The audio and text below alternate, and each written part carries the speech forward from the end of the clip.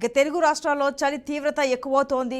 మరో 2-3 రోజులు కూడా ఉష్ణోగ్రతలు మరింతగా పడిపోతాయని వాతావరణ శాఖ నిపుణులు చెబుతూ ఉన్నారు. మరి తిరుపతిలో వాతావరణ పరిస్థితి ఏ విధంగా ఉందో మరింత సమాచారం లైవ్ ద్వారా మా ప్రతినిధి గోపీనాథ్ అందిస్తారు.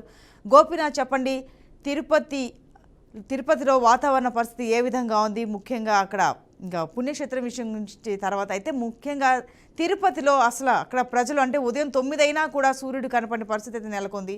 ఇప్పుడు మీరున్న ఏరియాలో పరిస్థితి ఏంటి?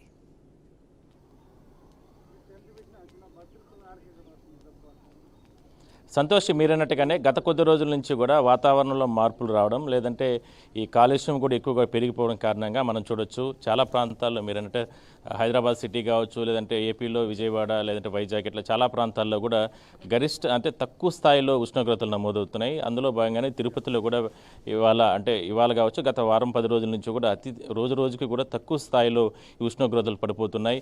ఉదయం 8-9 అయితే అయినప్పటికీ కూడా ఈ మంచు పూర్తి స్థాయిలో కూడా వెళ్ళడం లేదు. దీంతో చాలా వరకు కూడా వయసు పైబడిన వారు కావచ్చు, లేదంటే చిన్నపిల్లలు ప్రధానంగా చాలా అవస్థలు పడుతున్నారు. సిటీలోనే విపరీతమైనటువంటి చలి ఉంది. ఇంకా పల్లెల్లో చెప్తే ఇంకా చెప్పాల్సిన అవసరం లేదు. కనీసం అంటే రైతులు బయట ప్రాంతానికి పొలాల వైపు వెళ్ళాలన్నా కూడా చాలా అవస్థలు పడుతున్నారు. ఒకవైపు డాక్టర్లు కూడా చాలా జాగ్రత్తలు తీసుకోవాలని చెప్తున్నారు. ఎందుకంటే చిన్నపిల్లలకి అనారోగ్య సమస్యలు ఎక్కువగా వస్తున్నాయి. తరచూ జ్వరం రావడం, లేదంటే దగ్గు రావడం, లేదంటే రకరకాల సమస్యలు పడుతున్నారు. ఇక 60, 70, 80 సంవత్సరాలు ఉన్న పెద్దవారైతే, వయసు పైబడిన వారైతే చాలా అవస్థలు పడుతున్నారు. ఉదయం తెల్లవారుతో 5 గంటల నుంచి కూడా వాకింగ్కి వెళ్ళడానికి కావచ్చు, లేదంటే పంట పొలాల వద్దకు వెళ్ళడానికి తలకి స్వెటర్లు వేసుకొని, లేదంటే ఇట్లా రకరకాల ప్రికాషన్స్ తీసుకొని బయటకు వెళ్తున్నారు.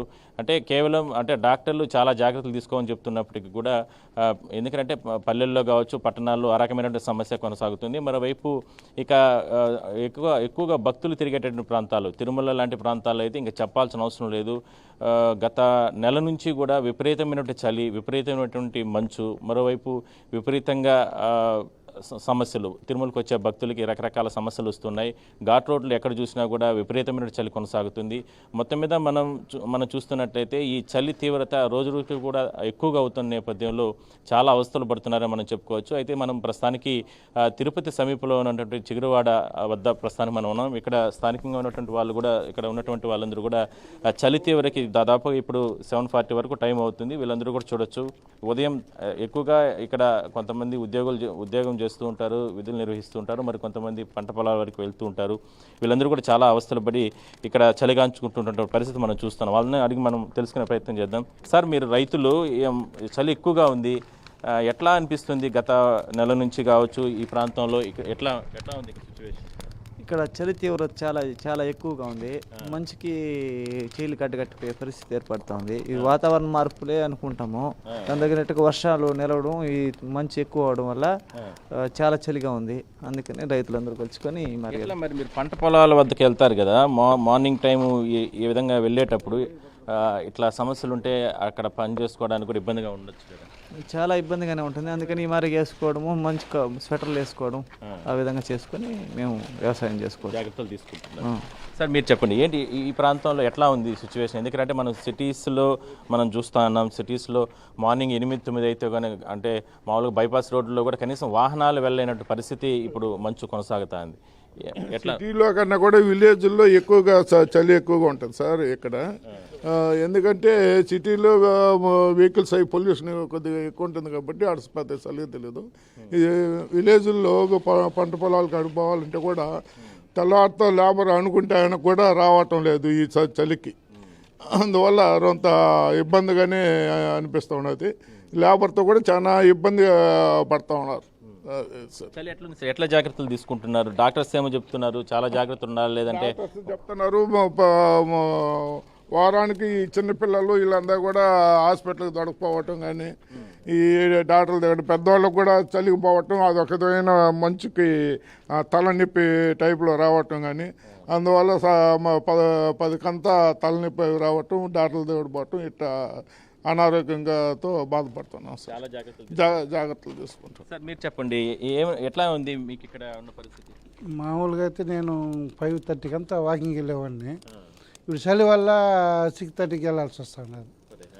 చలి వాతావరణం ఇంకా మంచి కమ్ముకోవడం వల్ల చీకటి వల్ల బాగా లేట్గా వెళ్తున్నాం.